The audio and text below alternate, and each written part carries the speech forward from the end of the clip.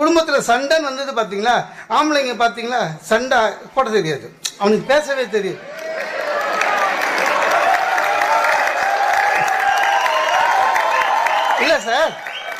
இல்லை சார் ஜென்ஸுக்கு சண்டை போட தெரியாது, ஏன்னா பேசவே தெரியாது.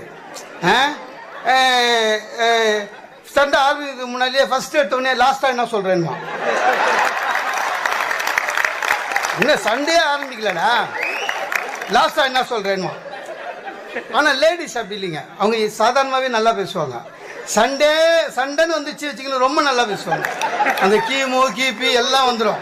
அன்னைக்கு கூட நீங்கள் என்ன திட்டினீங்களே ஸ்கூட்டர் ஸ்டார்ட் பண்ணும்போதுன்னு, நமக்கு பக்கமாக இருக்கும், நம்ம மைண்ட் வாய்ஸ் எப்படி வெளில கேட்டுதுன்னு. அப்படிதான் டீ தண்ணி காஃபி தண்ணி இதெல்லாம் போட முடியாட்டாலும் பரவாயில்ல, க்ரீன் டீ போடலாம்.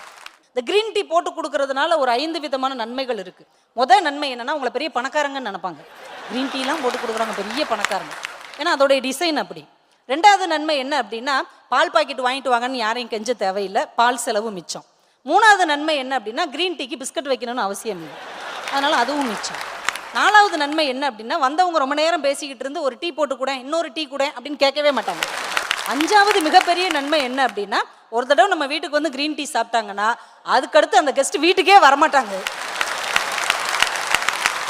அதனால அடுத்து நீங்கள் இதை ட்ரை பண்ணி பாருங்க, உங்களுக்கு நல்ல. உங்களுக்கு இந்த அனுபவம் இருக்கான்னு தெரியல. இப்போ வெளியூருக்கு போகிறீங்கன்னு வைங்க, திரும்பி வரும்போது சும்மா வந்துட்டீங்கன்னு வைங்க, அம்மா சொல்லும் அங்கே போனால் எங்கள் நினைப்பே வராது, கல்யாணம் ஆகாத ஆள்னு நினைப்பு உங்களுக்கு.